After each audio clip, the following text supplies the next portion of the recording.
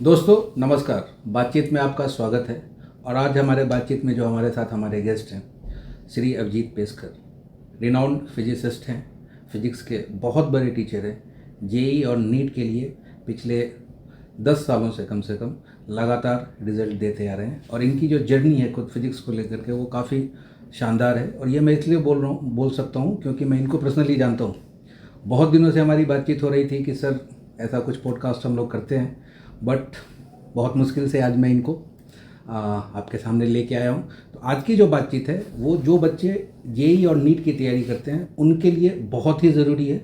दूसरी ये बात है कि जो पेरेंट हैं, क्योंकि जैसे जैसे एग्ज़ाम का टाइम आएगा तो एंजाइटी बढ़ेगी, बच्चों के अंदर थोड़ी सी परेशानियाँ बढ़ेगी। एक्चुअल वो प्रॉब्लम होता नहीं है बट वो कंफ्यूज हो जाते हैं। तो आज हमारी बातचीत जो है वो उस बच्चों के लिए भी है और पेरेंट के लिए भी है कि इस एग्ज़ामिनेशन का जो टाइम है इसके प्रेशर को आप कैसे डील कर सकते हैं। बच्चों, आप हमेशा ध्यान रखिए कि परफॉर्म आप ही को करना है, रिज़ल्ट आप ही को लेके आना है। हम लोग क्या कर रहे हैं कि इसमें आपकी मदद कर रहे हैं। तो अभिजीत सर, आपका बहुत बहुत स्वागत कि आपने हमारे लिए थोड़ा सा टाइम निकाला। और आज की जो बातचीत है वो आपका फेवरेट टॉपिक फिजिक्स, हम लोग फिजिक्स पे ही बातचीत करेंगे।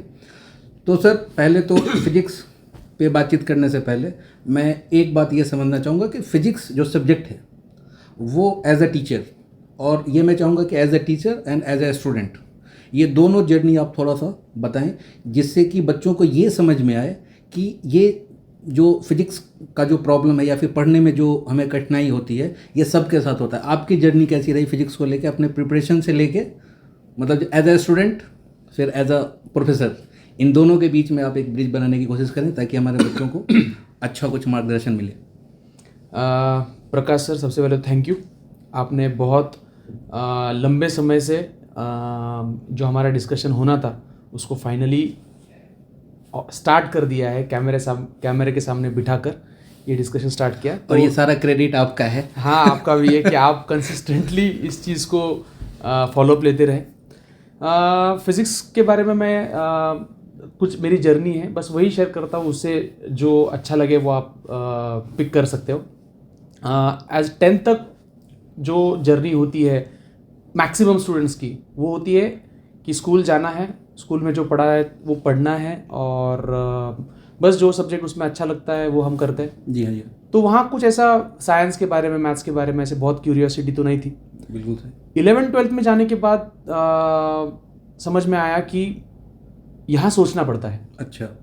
और 11th-12th में जाने के बाद ये जो किताबें पढ़ना शुरू की, HC वर्मा है या फिर NCERT की बुक्स है, और जब टीचर पढ़ाना शुरू करते तब समझ में आया कि यहाँ लर्निंग नहीं चलेगी, तो यहाँ पर हमें कॉन्सेप्ट को समझना है। लर्निंग का मतलब आप रोट लर्निंग की बात कर रहे हैं? हाँ, मतलब स्कूल में अच्छे मार्क्स लाने के लिए हमें कुछ स्टेप्स लर्न करने पड़ते हैं, कुछ डेफिनेशंस लर्न करने पड़ते हैं।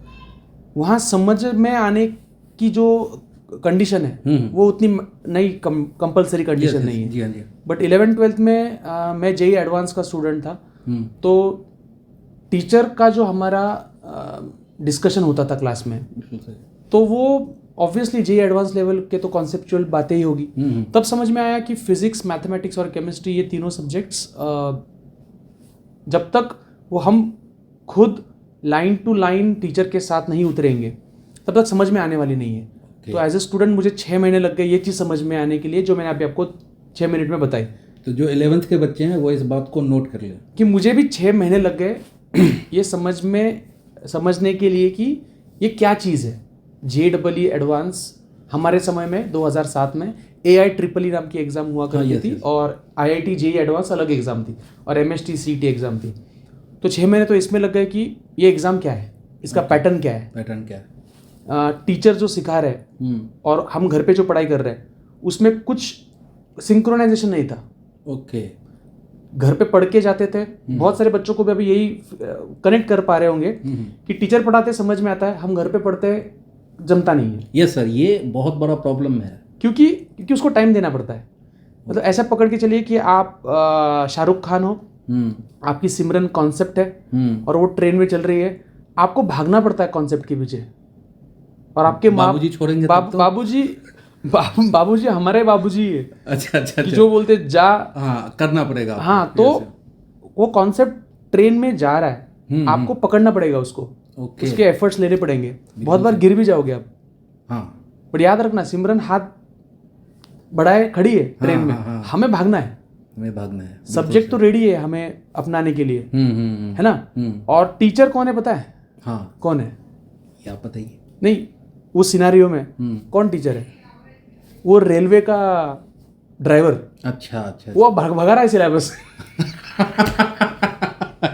बहुत ही अच्छा, बहुत वो सिलेबस भगा रहा है, वो रोकेंगे नहीं, वो रुकेगा नहीं। हाँ, सिमरन हमारी कॉन्सेप्ट है जिससे हमें प्यार करना है। यस, बिल्कुल सही। बट हम प्लेटफॉर्म पे ना, तो भागना पड़ेगा, 6 महीना एफर्ट्स लेने पड़ेंगे, और एक दिन यूरे का मोमेंट आ जाता है,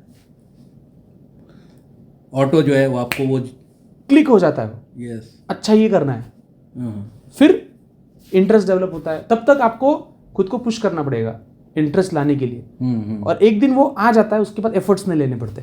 ओके ओके ओके।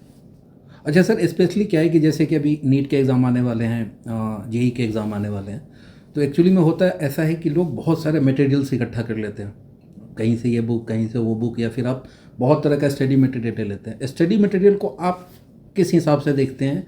और मेरे ख्याल से अलग अलग बच्चों के लिए जो स्टडी मटेरियल होगा वो उनके रेंज के हिसाब से होगा, तो इसके बारे में थोड़ा सा बताएं कि स्टडी मटेरियल बहुत ज़्यादा इकट्ठा कर लेना और फिर उसको प्रैक्टिस कैसे करना है, किस तरह से उसमें कैसे करना चाहिए?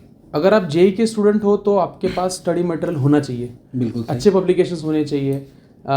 फिजिक्स की बात अगर आप करते हो तो आपके पास NCERT, HC Verma, DC Pandey, या फिर आशीष अरोरा सर की गैलेक्सी है, या फिर अगर आप एडवांस करना चाहते हो तो कुछ एडवांस की बुक्स, प्रीवियस ईयर बुक्स, तो कलेक्शन होना चाहिए। मतलब मैं मानता हूँ कि जितनी ज़्यादा बुक्स में इन्वेस्ट करोगे उतना आप हमेशा कॉन्फिडेंट फील करोगे।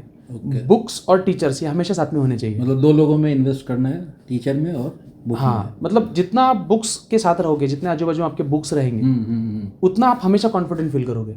और अगर आप नीट की बात करते हो तो नीट में बहुत सारी बुक्स नहीं, 3 से 4 बुक अपने पास होनी चाहिए।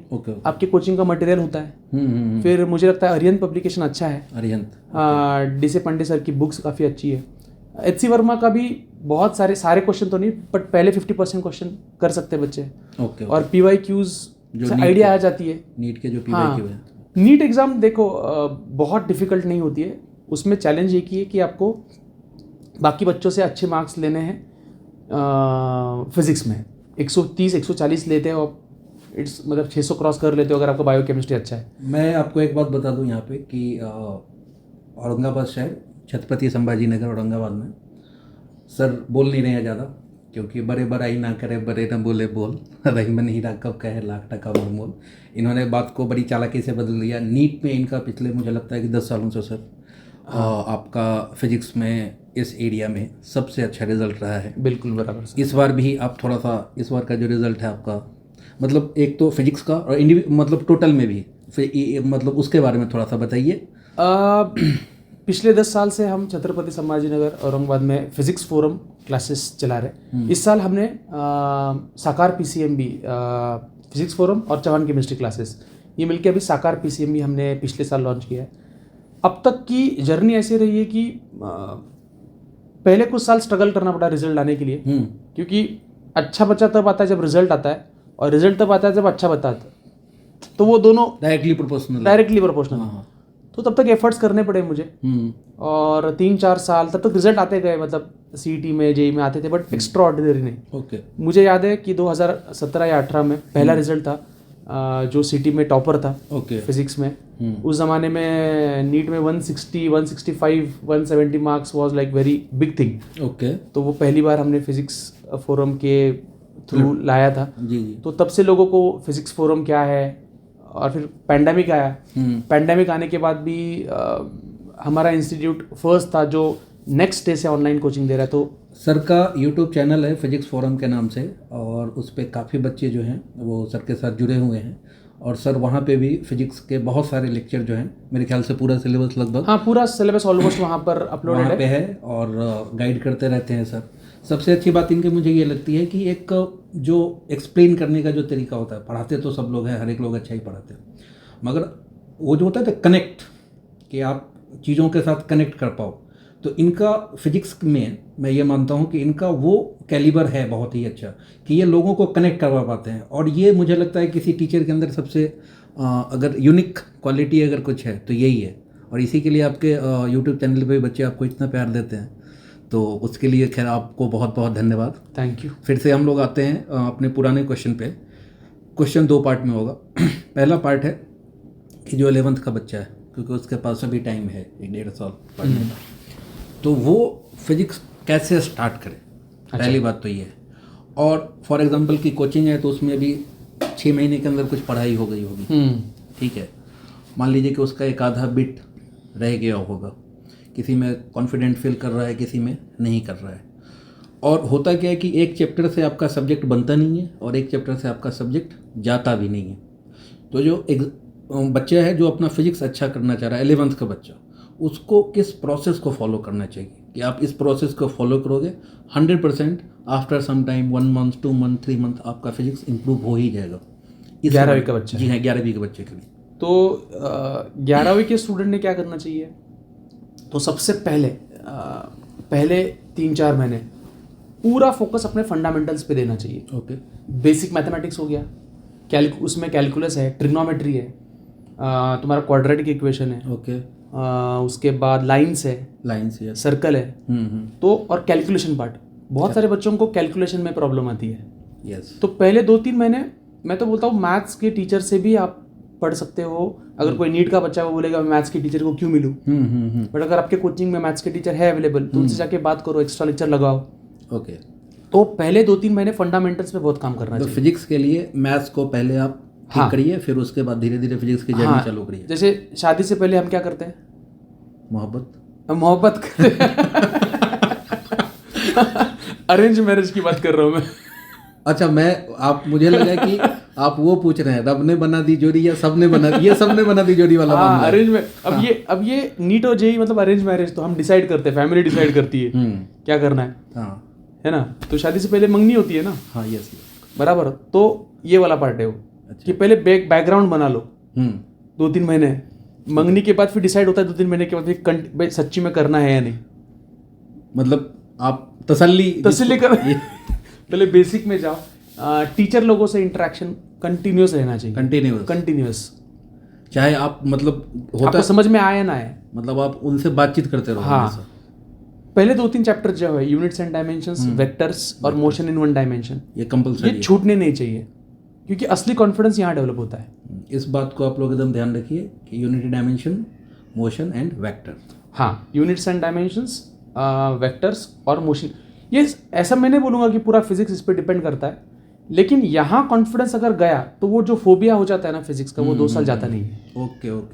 तो ये 3 चैप्टर ऐसे कि जो अगर शुरुआत में हम कर लेते तो बस उसके बाद फिर एक अलग कॉन्फिडेंस आ जाता है। और फिजिक्स का कॉन्फिडेंस मैं कहूँगा कि अगर माउंट एवरेस्ट चढ़ लेते हो तो छोटे मोटे पहाड़ तो चढ़ ही लोगे आराम से। हाँ, बिल्कुल सही। तो वो वाली फीलिंग आ जाती है। हाँ। और सर, ये जो नीट के जो बच्चे हैं या फिर जेई के जो बच्चे हैं जो अभी जेई वाले जैन में अपना एग्ज़ाम देंगे 24 में, और नीट के जो बच्चे हैं उनके पास टाइम थोड़ा सा कम है, 8-10 महीने नीट वालों के पास है, जेई वालों के पास तो 4 महीने का टाइम है। तो इसमें उन लोगों को किस तरह से फिजिक्स जो है अपना, क्योंकि उसमें ऐसा होगा कि हो सकता है कि कुछ टॉपिक आपको एकदम समझ में नहीं आता, ठीक है। तो कोई भी जो बच्चा है उसमें एक ऐसा प्लान जिसमें कि वो सेफ जोन में भी खेले और उसको क्वेश्चन भी जो है जितना वो अटेम्प्ट करना चाह रहा है, मतलब जो उसका परफॉर्मेंस है वो जहाँ पे है वहाँ से कम उसका 20 मार्क्स 30 मार्क्स इतना इंक्रीज़ कर जाए। इसके बारे में कुछ बताएं। तो मुझे लगता है कि पिछले 2-3 साल से फिजिक्स का अगर पैटर्न देखते हो नीट में भी और जेई में भी, तो फिजिक्स रहा है इजी टू मॉडरेट। हाँ, तो मैं तो एडवाइस करता हूँ बच्चों को कि फिजिक्स को आप एज ए टफ सब्जेक्ट मत बोलो। पिछले 2-3 साल से ये एज ए स्कोरिंग सब्जेक्ट आ रहा है। पिछले साल इस बात को फिजिक्स में मेरा एक स्टूडेंट था जिसने 100 में से 100 मार्क्स लिए थे फिजिक्स में, जेई में, जो एक ज़माने में एक बस ड्रीम हुआ करता था। पिछले साल मेरे स्टूडेंट ने 100 में से 100 लिए, और पिछले 3-4 साल से फिजिक्स में मेरे पास कंपलसरी स्टूडेंट्स होते जो 175 मार्क्स लेते हैं। अब एक क्वेश्चन तो गलत हो ही जाता है ना, मतलब वो नॉट अ बिग डील। तो 170 175 मार्क्स बहुत सारे बच्चे लेते हैं और वो सारे बच्चे एम्स के लिए क्वालिफाई हो जाते हैं। नीट की बात करूँ 170 175 अगर इतना फिजिक्स में ले रहा है हाँ, तो बाकी तो सब्जेक्ट में तो अच्छा ही करेगा वो। आराम से हो जाएगा, क्योंकि फिजिक्स में अगर आप स्कोर कर रहे हो तो बाकी के सब्जेक्ट तो अच्छे हो ही जाते तो मेरा एडवाइस ये रहेगा कि फिजिक्स को डिफिकल्ट सब्जेक्ट मत समझो, उसको स्कोरिंग सब्जेक्ट समझो। उसमें मैकेनिक्स और इलेक्ट्रिसिटी मैग्नेटिज्म इसको छोड़ना नहीं है। मैकेनिक्स इलेक्ट्रिसिटी मैग्नेटिज्म ये 2 वेटेज वाले सेक्शंस है। तीनों कितना भी आपको मुश्किल लगे, जो भी आपके प्रॉब्लम्स है वो सॉल्व करो, बट इन दोनों को छोड़ो मत। उसके बाद है अपना modern physics. Okay. Nuclear bomb वाला आपके लिए, आप मैथ्स के टीचर हो, आपको थोड़े लोग मॉडर्न फिजिक्स बोलते सेमीकंडक्टर्स या फिर इलेक्ट्रॉन एटम की स्टडी पढ़ाई है उसमें, है ना। तो वो छोड़ो मत। उसके बाद आता है ऑप्टिक्स, उसके बाद आता है थर्मोडायनेमिक्स और उसके बाद आता है ऑप्टिक्स, SHM वेव्स। तो ये ऑर्डर है, इस ऑर्डर में अगर आप जाएंगे तो वेटेज इस ऑर्डर में, हाँ वेटेज इस ऑर्डर में, मैकेनिक्स, इलेक्ट्रिसिटी मैग्नेटिज्म, फिर मॉडर्न फिजिक्स, फिर थर्मोडायनेमिक्स, फिर SHM वेव्स, ये सीक्वेंस है। और सर सबसे बड़ी बात है कि एक मतलब जो स्टूडेंट है उसको फिजिक्स कितना मतलब कितने घंटे पढ़ना चाहिए, जिसको फॉर एग्जांपल 2 से 3 घंटे काफ़ी होगा। 2 से 3 घंटे ये क्लास को छोड़ के, है ना। हाँ, ब्रशअप करो, फॉर्मूले पढ़ो, MCQ सॉल्व करो, क्लास में जो टीचर ने सिखाया है उसमें से जो डिफिकल्ट क्वेश्चन है वो फिर से एक बार रिवाइज करो, रिवीजन पे फोकस करो, है ना। रिवीजन बहुत इंपॉर्टेंट है। Revision is the key. हाँ, रिवीजन मतलब रिवीजन ये कैसी चीज़ है, फॉर एग्जांपल हमने घर बनवाया, दीवारें बनवाई, रिवीजन मतलब उसको बाद में जो प्लास्टर पानी देते हैं हम उसको और मजबूत करते हैं। जितना आप अच्छा करेंगे उतना वो उसको मजबूत होगा। जैसे कि आपने इस कमरे को किया हुआ है एकदम बेहतरीन अरेंज किया हुआ है। आप खिला कैसे ठोकते हो सर? यस कैसे ठोकते हो? हथौड़ा लेकर के। एक ही बार मारते हो? नहीं। क्यों? क्योंकि एक बार में तो वो तो कितने बार मारोगे? मेरे ख्याल से वो तो डिपेंड करता है, मेरे ख्याल से कम कितना जितना बड़ा खिला है। हाँ, तो उतना बड़ा कॉन्सेप्ट है, उसको उतने बार रिवीजन का हैमरिंग करना पड़ता है। ओके, तो वो दिमाग में हो जाएगा। हाँ, ये बहुत अच्छी बात है कि वो कॉन्सेप्ट है, खिला है, नेल है। यस, उसको जितने बार ठोकोगे उतना दिमाग में जाएगा वो और अंदर टिकेगा। यस, आप क्लास में आप सीख के आते हैं, वो समझो कि टेम्परेरी वो सेब की पेटी में जो अपन लगाते हैं वैसा खिला है। टीचर एक बार खिला मार के छोड़ देता है, आगे बढ़। हाँ, आगे एक मारा, आगे जा। अब घर पे जाके उसको, ये आपका काम है, फिनिश करना आपका काम। आपका काम। और सर आपकी जो जर्नी है, ठीक है ना, फिजिक्स को लेकर के आपने लोगों के सपने साकार करने के लिए एक साकार नाम से इंस्टीट्यूट चालू किया, उसके लिए आपको बहुत बहुत शुभकामनाएं। Thank you. और साकार बहुत सारे लोगों का स्वप्न साकार कर चुका है और आने वाले समय में मुझे उम्मीद है कि बहुत सारे लोगों का स्वप्न साकार करेगा, जरूर करेगा। और तो ये अभी फिजिक्स फोरम से साकार से फिर आपकी जो ये जर्नी जो चल रही है, आपने फिजिक्स को क्यों चुना कि मैं अपने कैरियर में फिजिक्स ही पढ़ाऊँगा? इसका रीज़न क्या था आपके हिसाब से? मतलब मैंने तो इंजीनियरिंग किया है, तो इंजीनियर बनना था, बट सेकेंड ईयर से मुझे एक अपॉर्चुनिटी मिली एक बच्चे को सिखाने की पार्ट टाइम। ओके, मुझे 2000 रुपये मिलते थे उसको पढ़ाने के। तो होता है ना, 2 घंटा पढ़ाओ 2000 रुपये मिल रहे हैं, पॉकेट मनी मिल जाता है। तो बस वहाँ से शुरुआत हुई। तो second year, third year, fourth year 3 साल पार्ट टाइम किया। ओके, और फिर फोर्थ ईयर तक तो कमांड आ गई थी। हाँ, फिर इंटरेस्ट। बट वो 3 साल में फिजिक्स पढ़ाता था, केमिस्ट्री पढ़ाता था और मैथ्स पढ़ाता था। आप तीनों पढ़ाते थे? मैं पढ़ाता था। अमर अकबर एंथनी। हाँ। अरे वाह। फिजिक्स पढ़ाया, थोड़ा ब्रेक लिया, केमिस्ट्री पढ़ाया, फिर अगले दिन फिजिक्स मैथ्स पढ़ाया। मतलब ये प्रोसेस 3 साल चलता? हाँ, 3 साल नहीं, जैसे बच्चे मिलते थे, किसी की डिमांड आ गई, वो बोला सर फिजिक्स पढ़ा दो, ओके। कोई बोला केमिस्ट्री पढ़ा दो, ओके। मुझे तो पॉकेट मनी चाहिए था। हाँ। कोई अगर बोलता सर मुझे इकोनॉमिक्स पढ़ा दो, तो मैं वो पढ़ के वो भी पढ़ाता, क्योंकि तब टीचर बनना ये दिमाग में नहीं था। हाँ। तब पॉकेट मनी चाहिए था। और फिर वही बच्चे मुझे बोले कि भैया आप बहुत अच्छा समझाते हो। ओके। तो मैं बोला कि ठीक है, आपके दोस्तों को बोलो। वो रूम में छोटा कमरा था, वो 2 बच्चों से 10 बच्चों तक गया, भर गए। फिर हमने क्लास लिया बाहर, छोटा सा एक रेंट पे, 4-5 2000 नहीं, फिर 2013 में इंजीनियरिंग हुआ, 13 में ही मैंने जॉब नहीं किया। ओके। छोटा सेटअप किया, 7000 रुपये किराया था, 2 बेंचेस, 2 बच्चे, हाँ, शुरू अपनी जर्नी। Okay okay okay. तो फिर वहाँ से धीरे धीरे करते हाँ, फिर उसके बाद तो मुझे लगता है कि मैंने जो किया है वो बहुत बड़ी तो बात नहीं है, बट सर को क्या लगता है मुझे पता नहीं, बट हमारी दोस्ती शायद अभी इतनी अच्छी हो चुकी है कि सर को लगा कि मेरे से कुछ अच्छा इनपुट मिलेगा। बट मुझे लगता है कोई भी इंसान 10 साल अगर एक ही काम करेगा तो मुझे जो मिला है वो तो बहुत ही कम सक्सेस मिला है, और भी तो आगे जाना है। सर देखिए, वो बात बिल्कुल आपकी सही है, मगर मुझे आप एक आदमी का नाम बताइए ना जो किसी भी फील्ड में सक्सेसफुल हो, वो एक काम 20 साल 25 साल नहीं किया हो या 30 साल नहीं किया। हाँ, वही करना ही पड़ता है वो। आप, हाँ, ये अच्छी बात है कि आप उस काम को बहुत शिद्दत और ईमानदारी से कर रहे हैं, ठीक है, आपको उसमें मजा आ रहा है, ठीक है, अच्छे लोग हैं वो काम करते हैं, वो उसका क्रेडिट नहीं लेते हैं, ये आपका बड़प्पन है। मैं ये नहीं बड़प्पन की बात नहीं, मैं बच्चों को ये बताना चाहता हूँ कि कोई भी चीज़ अगर एक चीज़ आप 10 साल अगर करोगे तो देखो, इन टर्म्स ऑफ मैं फाइनेंस बात नहीं कर रहा हूँ, इकोनॉमिक्स बात नहीं कर रहा हूँ कि कितने पैसे कमा रहा है, मैं बोल रहा हूँ उस सब्जेक्ट में वो एक्सपर्ट हो जाता है। बिल्कुल सही। और आपका नाम हो जाता है 100%। अगर टीचर की पहचान क्या है, टीचर की पहचान है कि कितने बच्चों को वो पढ़ा पा रहा है, कितने बच्चों को उन्होंने इंजीनियर डॉक्टर बनाया, जो भी सक्सेसफुल इंसान बनाया, हाँ, वो कोई भी फील्ड का हो। तो 10 साल करोगे तो बहुत सारे बच्चों को आप उनका ड्रीम कॉलेज हासिल करने में मदद कर सकते हो, है ना। बिल्कुल सही, बिल्कुल। तो मुझे लगता है ये टाइम बहुत इम्पोर्टेंट है, तो टाइम के साथ भागना चाहिए, टाइम के साथ भागना चाहिए। और सर ये जो सक्सेस जो है किसी इंसान के लिए या किसी स्टूडेंट के लिए, सक्सेस का मतलब क्या है आपके हिसाब से? क्या लगता है कि व्हाट इज सक्सेस? आप किसको सक्सेस मानते हैं, किस तरह से? ये क्वेश्चन नहीं था मेरे थॉट में कि ये, मुझे लगा सिर्फ फिजिक्स के बारे में आएगा। देखिए, नहीं, सक्सेस फिजिक्स में मेरा नॉलेज समाप्त हो चुका है, इसलिए मैं अब थोड़ी सी ऐसी बातें कर रहा हूँ। ये तो आराम से, नहीं, मैंने पहले कहा कि जो हमारी बातचीत है ये पर्सनल होता है, मुझे लगता है। हाँ, ये जो चीज़ है, और होता क्या ना कि जैसे कि आपकी जो जर्नी है या फिर आप जो चीज़ों को देखते हैं, बहुत सारे ऐसे लोग हैं ना जो आपको सुनना चाहते हैं इन चीज़ों पे। वो कहीं जाके हो सकता है कि बहुत छोटी सी चीज़ हो, एक छोटा सा हर्डल हो जिसके कारण वो अटक गए हो, ठीक है, मगर जब आप किसी चीज़ को जब आप देखते हैं, आप अपना एंगल बताते हैं, तो हो सकता है कि उससे कोई स्टूडेंट है या फिर कोई आदमी है जो उसके साथ कनेक्ट कर जाए और उसके लगे कि अरे यार, मैं इसको इतना बड़ा प्रॉब्लम मान के चल रहा था, ये तो इतना बहुत ज़्यादा प्रॉब्लम है नहीं, मैं भी कर सकता हूँ। मैं उस हिसाब से पूछ रहा था आपसे।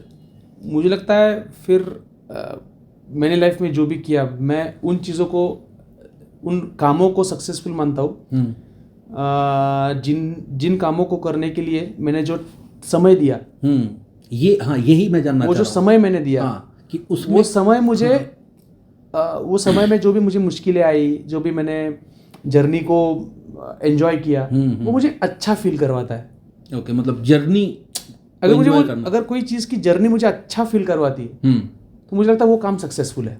वाह, मतलब आप एंड रिजल्ट पे ध्यान ज़्यादा मत दीजिए, आप जो प्रोसेस, उस प्रोसेस के पार्ट। एग्जाम्पल, मैं आपके साथ बात कर रहा हूँ, जी हाँ, अभी थोड़ी देर में पॉडकास्ट अपना खत्म हो जाएगा। यस, होने के बाद अगर मुझे अच्छा फील हुआ तो मैं समझूंगा ये पॉडकास्ट सक्सेसफुल, ये सक्सेसफुल रहा, वेरी गुड, बहुत ही सही। अगर ये पॉडकास्ट होने के बाद मुझे लगा यार क्या मेरा टाइम खराब कर दिया सर ने, अच्छा, तो मैं मानूंगा ये मेरा पॉडकास्ट, हम लोग कट कर देंगे, अनसक्सेसफुल है। तो नहीं, सही, सब कुछ रहेगा।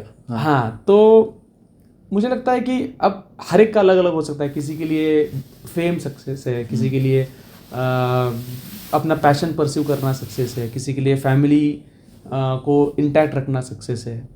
बट फिर से हम लोग फिजिक्स पर लौटते हैं। जैसे कि आप क्लास में जाते हैं, पढ़ाते हैं, हर एक साल नए नए बच्चे आते हैं, तो स्टूडेंट का तो अपना एक है, उनकी है कि भाई वो पहली बार सीख रहे हैं या फिर उनका अपना एक प्रॉब्लम रहता है और वो बातें भी कर सकते हैं। बट एज अ टीचर जब आप जाते हैं, हर एक साल आपके पास एक नए तरह के बच्चे आते हैं या फिर उस तरह से, तो आप उन चीज़ों के साथ कैसे हैंडल करते हैं? जैसे अब जो आप सिखा रहे हैं, ठीक है ना, तो कई बार या फिर अलग अलग बैचेज हैं, ठीक है, तो इन चीज़ों को आप बैलेंस कैसे करते हैं? क्योंकि अलग अलग, मैंने कल ही परसों ही एक मूवी देखा, उसमें एक अच्छा डायलॉग था। एक दोस्त दूसरे को बोलता है कि अरे, वो मतलब टीचर होता है, तो उसको पूछता है कि क्या आज क्या प्रॉब्लम है, वो बोले यार बच्चों की वजह से थोड़ा सा टेंशन में हूँ। तो बोलता है क्या बदमाश बच्चे थे क्या? तो फिर वो बोलता है कि student is never bad, okay, teachers are bad. वाह, तो वो मुझे इतना छू गया कि बच्चा कभी बुरा होता ही नहीं है। अगर बच्चा तुम्हारे क्लास में बदमाशी कर रहा है, इसका मतलब आप उतना इंटरेस्टिंग नहीं पढ़ा रहे हो। Very good. मतलब फिर अगर तुम्हारे क्लास में बच्चे का मन बदमाशी करने का है, मतलब आपकी टीचिंग में वो दम है ही नहीं कि आपके क्लास में बैठ के आप पढ़ा रहे हो और उसको लग रहा है कि मैंने बदमाशी करनी चाहिए। मतलब इन्वॉल्वमेंट। हाँ, मतलब टीचर की जिम्मेदारी है ये। टीचर की जिम्मेदारी है। टीचर की ही जिम्मेदारी है कि वो कुछ क्लास में ऐसा कुछ करे, बच्चों को माइंड में रखे। अब मेरा एक क्लास है, उसमें बहुत सारे सिंसियर बच्चे हैं, तो उस क्लास में मैं सिंसियर रहता हूँ, मुझे बहुत बच्चों को एंटरटेन करने की ज़रूरत नहीं है। बट ऐसा कुछ बैच आता है जिसमें बच्चे ठीक है, थोड़ा उनका बेसिक वीक है, तो वो जल्दी कनेक्ट नहीं हो पाते, और जिस पॉइंट पे बच्चा अपने से डिस्कनेक्ट हो जाता है वो तब बदमाशी करता है।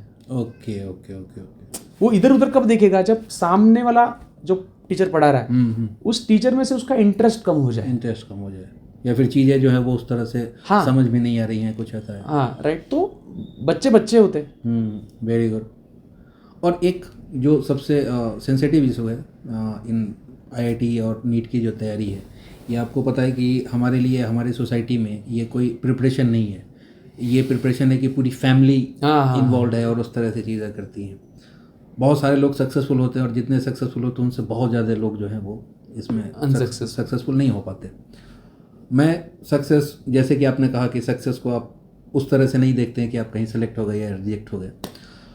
अभी आपने देखा होगा कि कोटा से जो खबरें आई उसमें से एक दिल दहलाने वाली खबर है कि भाई एक बच्चा यहाँ महाराष्ट्र का भी था, अहमदनगर का, और दुर्घटना हो गई और इस तरह की चीज़ें हैं। तो इस सिचुएशन में या इस तरह की चीज़ों में, क्योंकि होता क्या है कि एक तो एग्जामिनेशन का प्रेशर है, इंस्टीट्यूट के ऊपर भी पूरा का पूरा प्रेशर है, आप इसको भी मानते हैं, और दूसरी तरफ वो जो स्टूडेंट है, ठीक है ना, तो इस चीज़ को कैसे हम लोग कम कर सकते हैं? क्योंकि ये हम लोग डॉक्टर इंजीनियर बनाएं, इससे मुझे लगता है कि इससे ज़्यादा ज़रूरी ये है कि हम लोग हमारे जो स्टूडेंट हैं उनको एक अच्छा मजबूत इंसान बनाएं। इस पे मैं चाहूँगा कि आप डिटेल में, मतलब जितनी बातें हो सके वो हमें बताएं और समझाएं। सबसे पहले तो ये बहुत ही अनफॉर्चुनेट है कि अपने कंट्री में ये कॉम्पिटिटिव एग्ज़ाम्स और ये जो भी कोचिंग सिस्टम है, इसने एक ऐसा एटमॉस्फेयर इकोसिस्टम बनाया है कि इसमें बच्चा आएगा तो वो प्रेशराइज तो फील होगा ही, सिस्टम ये ट्रूथ है। तो ये टीचर और पेरेंट्स लोगों का काम है बैलेंस कैसे करना। मतलब यही मैं सोच रहा हूँ कि ये जो प्रेशर तो रहेगा ही रहेगा। तो सबसे पहले तो मैं वही बोल रहा हूँ कि बैलेंस रखने का काम किसका है? बैलेंस रखने का काम किसका है? स्टूडेंट का है, मानता हूँ मैं, बट स्टूडेंट बच्चा तो बच्चा है ना, उसका एज कम है। यस, हाँ बिल्कुल सही। तो किसकी जिम्मेदारी है? उसके मेंटर और माँ बाप की और टीचर्स की। बराबर। देखो, हम हमारे लाइफ से अभी इसके बाद बच्चों याद रखो, कंपटीशन को एलिमिनेट नहीं कर सकते। बिल्कुल सही। मुझे लगता है हिस्ट्री की सबसे ज़्यादा कॉम्पिटिटिवनेस अभी आई है, तो पहले इतनी नहीं थी। बच्चा फेल भी होगा तो कुछ ना कुछ कर ही लेता था। बिल्कुल सही है ना। तो ये तो फैक्ट रहेगा कि कंपटीशन तो रहने वाली है, आप इससे भाग नहीं सकते। लेकिन अगर बच्चों को टीचर्स और पेरेंट्स एक ऐसा एनवायरनमेंट देते हैं और एक ऐसे एनवायरनमेंट में उनको पढ़ाते हैं कि वो बहुत इजीली सक्सेस को और फेलियर को डाइजेस्ट कर सकता है। ओके, मतलब उसकी थोड़ी सी मैच्योरिटी लेवल जो है वो बढ़ जाएगी। हाँ, बढ़ानी है। मतलब ज़रूरी नहीं है। देखो, मतलब हम बच्चों के साथ क्या लैंग्वेज यूज़ करते हैं वो बहुत मैटर करती है। हाँ। एक ज़माने में मतलब मैं बच्चों के ऊपर गुस्सा होता था कि तुम्हें क्यों नहीं समझ में आ रहा है ना। अब वो जिद कम हो गई है। हाँ, उसको प्यार से जितना समझा सकते हैं उतना समझाइए, उसका प्रेशर कम कीजिए। एग्जाम में आए तो हमें टॉपर्स लोगों को फेलिसिटेट करना ही पड़ता है, और उसी समय पे जिनका लो स्कोर है उनसे भी बात कीजिए। एकदम बिल्कुल जरूरी है। तो उसको ये फील नहीं होना चाहिए कि मैं कुछ कर नहीं सकता हूँ। और कभी कभी सक्सेस, IIT, एम्स, इनको थोड़ा सेलिब्रेट करना या उनको सेलिब्रिटी बनाना, हाँ, ये भी गलत है। ये कभी कभी ठीक है। उसको आप प्रेशर नहीं लीजिए। अब हर रोज नहीं बना सकते उसको। और इंडिया में देखो ना, जितने भी सक्सेसफुल लोग हैं, कितने लोग IITians हैं। बिल्कुल सही बात है। बिल्कुल। इंडिया के स्टार्टअप्स देखो, कितने IITians हैं।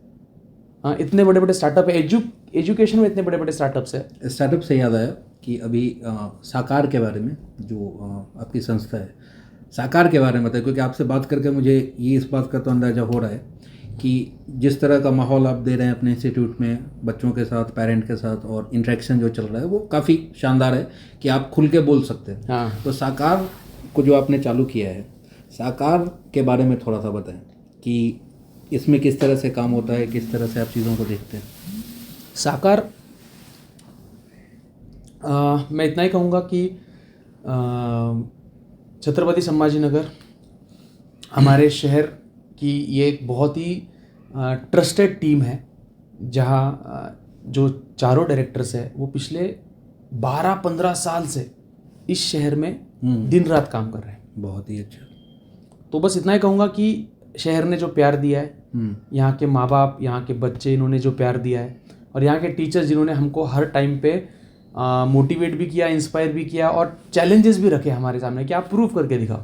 बिल्कुल सही। तो इन सबको मैं थैंक यू कहूँगा इस प्लेटफॉर्म से कि बहुत ही अच्छा शहर है, और ये हमारा जो शहर है, हम इस माटी से है, हमारा जन्म यहाँ हुआ है। बिल्कुल सही। तो हम जानते हैं हर एक बच्चों को। ओके। तो हम कनेक्ट कर पाते हैं।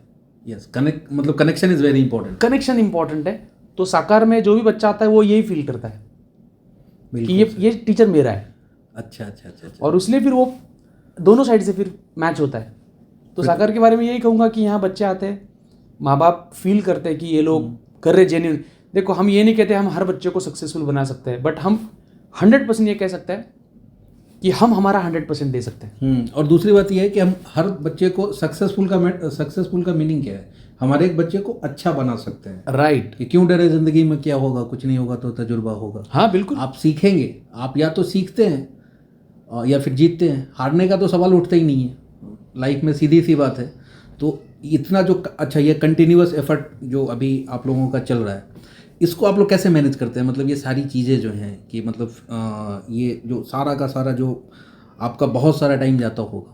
पहली बात तो ये है कि मुझे लगता है कि आपकी वर्किंग आवर, क्योंकि बहुत सारे बच्चे पढ़ाई करते हैं ना, तो उनकी ये शिकायत रहती है कि मैं इतने घंटे पढ़ाई करता हूँ, या फिर ऐसा है, कोचिंग है, क्लासेस है। तो मैं ज़रा ये बात करना चाहूँगा कि उनके पीछे जो लोग हैं, ज़रा सा उनकी लाइफ के बारे में भी पता चले, कि उनको ये लगे कि एक बशीर बद्र का बहुत अच्छा शेर है कि ये फूल मुझे तोहफे में मिले हैं क्या, तुमने मेरा कांटों भरा बिस्तर नहीं देखा। ठीक है, तो उसके बारे में बताइए, ताकि इनको ये लगे कि नहीं, मेहनत जो है वो आपको करना ही पड़ेगा, हर एक मुकाम पे पहुंच के आपको मेहनत करना पड़ेगा। उसके बारे में ज़रा बताइए। मैं अभी जो बताऊंगा वो मुझे लगता है इंडिया के हर टीचर के लिए एप्लीकेबल है। यस। जब से हम इस फील्ड में आते हैं, मुझे नहीं लगता कोई भी टीचर दिन के 12 घंटे से कम काम करता होगा। 12 घंटे से, मतलब मुझे नहीं लगता कि और वो भी जिसका इंस्टीट्यूट है वो 12-15 घंटे से कम काम कर ही नहीं सकता। एक तो वो एक्टिवली काम करेगा, 8 घंटा सिखाएगा, और 3-4 घंटे मैनेज करेगा, डाउट सॉल्व करेगा, घर पे जाके नोट्स निकालेगा, वीडियो बनाएगा, कुछ ना कुछ चलते रहेगा। मतलब ऑलमोस्ट 15 घंटे के आसपास, मिनिमम 12 घंटे पकड़ लीजिए, एवरेज 10 से 12 घंटे। एग्ज़ाम के समय में वो बढ़ ही जाता है। हाँ, मतलब मुझे नहीं याद, मैं जब से स्टूडेंट लाइफ में और आज तक 10-12 घंटे तो काम हो ही जाता है। तो बच्चे जो शिकायत करते हैं, मुझे भी लगता है कि यार 6-7 घंटे पढ़ाई करना हो सकता है, मैनेजेबल है, आराम से हो सकता है, कर सकते हो आप। अगर आपको कुछ करना है तो करना पड़ेगा। बिल्कुल सही, बिल्कुल सही। नहीं तो फिर क्या है, ये हम कंप्लेंट ही करते रहेंगे। Okay okay. ये नहीं है, टाइम ज़्यादा है, क्लास नहीं है, गाड़ी नहीं है, बट फिर ऑप्शन भी तो नहीं है। बिल्कुल सही, ऑप्शन भी तो नहीं है। अगर आप ये मान लेंगे कि मुझे करना ही करना है, ऑप्शन अगर आप एलिमिनेट कर देते हैं कि नहीं मुझे ये करना है, तो 100% तो कर सकते हैं। सर, अब मैं आपसे चाहूँगा कि ये जो पूरी की पूरी अपनी बातचीत हुई और जो सारी चीज़ें, इसको एक क्लोजिंग रिमार्क बिल्कुल आपकी तरफ से जो है वो आप कहें प्लीज़। तो सबसे पहले तो सर के एफर्ट्स, मुझे उसके लिए मैं थैंक यू बोलूँगा सर को। और मुझे नहीं लगा इतना अच्छा डिस्कशन होगा, इतना प्रोफेशनल वे में हम करेंगे, क्योंकि हम बहुत अच्छे दोस्त हैं। अच्छे लोगों के साथ डिस्कशन अच्छा ही होता है सर। नहीं, बट होता है ना कि एक मेरा फर्स्ट ऐसा है कि भाई मैं शेयर कर रहा हूँ मेरी जर्नी एक अलग प्लेटफॉर्म पे, तो मैं क्लोजिंग में इतना ही कहूँगा कि एज ए टीचर हमें बहुत सारे बच्चों के लाइफ में डायरेक्टली उनके लाइफ को चेंज करने का जो अपॉर्चुनिटी मिलता है, तो वो एक हमें बहुत है ना रिस्पॉन्सिबल इंसान बनाता है। और मैं स्टूडेंट्स को थैंक यू बोलना चाहूँगा कि स्टूडेंट्स है इसलिए हम अच्छे टीचर्स हैं। बिल्कुल सही। हम टीचर्स हैं बट अच्छे टीचर्स हमें स्टूडेंट बनाता है। और वो स्टूडेंट, और मैं तो बोलता हूँ कि जो बच्चा पढ़ाई में थोड़ा सा वीक है वो हमें और अच्छा टीचर बनाता है। बेबाक। क्लास का टॉपर हमें अच्छा टीचर नहीं बनाता। बिल्कुल सही, क्या बात है सर। क्लास का वो बच्चा जो सब्जेक्ट में स्ट्रगल कर रहा है वो हमें अच्छा टीचर बनाता है। सही बात। तो उन बच्चों को थैंक यू कहूँगा। तो इन सारे बच्चों ने बार बार हमें मोटिवेट करना चाहिए, बेसिक से बेसिक डाउट पूछ के हमारा पेशेंस लेवल बढ़ाना चाहिए। बिल्कुल सही। और इसके साथ आप लोगों का भी पेशेंस लेवल बढ़ना चाहिए। दूसरी बात मैं सक्सेस के बारे में कहूँगा कि ये जर्नी है बच्चों, आपको बस कोशिश करते रहना है। आपके हाथ में तो कुछ है नहीं, आपके हाथ में बस एक ही चीज़ है, मेहनत करते रहो। एक क्वेश्चन मैं एक्सपेक्ट कर रहा था जो आपने नहीं पूछा। नहीं प्लीज़। कि हेल्थ का कितना इंपॉर्टेंस है। Yes yes. तो मैं ये भी ऐड करना चाहूँगा कि एकदम कुछ रिग्रेट्स रह गए लाइफ में कि हेल्थ को नहीं ध्यान दिया मैंने, तो आज मैं कुछ सफ़र करता हूँ, कुछ चीज़ें तकलीफ़ देती है, बैक पेन होता है, और भी 12 घंटे काम करने से जो भी हेल्थ पे जो अफेक्ट होता है, तो वो नहीं होना चाहिए। काम करो, काम अपनी जगह पे, हेल्थ अपनी जगह पे, फैमिली अपनी जगह पे। ये 3 चीज़ों को जितना आप सॉर्टेड रखोगे उतना आप पीसफुल रहोगे। उसके बाद लास्ट फिज़िक्स के बारे में कहूँगा, क्योंकि फिज़िक्स से स्टार्ट हुआ था, फिज़िक्स पे एंड करूँगा। जी बिल्कुल सही। फिज़िक्स एक बहुत ही लाइव सब्जेक्ट है जो आपके आजू बाजू में आपको दिखेगा। तो बस अपनी आंखें खुली रखो, देखो आजू बाजू में क्या हो रहा है, फील करो, फोर्स फील करो, एनर्जी फील करो। आप ज़रूर फिज़िक्स में और अच्छा कर सकते हो। उसके साथ सिर्फ मैथ्स को छोड़ो मत। मैथ्स फ्यूल है फिज़िक्स का, तो वो तो चाहिए। उसके सिवाय आप फिज़िक्स में फील तो कर सकते हो बट उसको एंड में उसका सोल्यूशन नहीं ला सकते। तो बस इतना ही कहूँगा।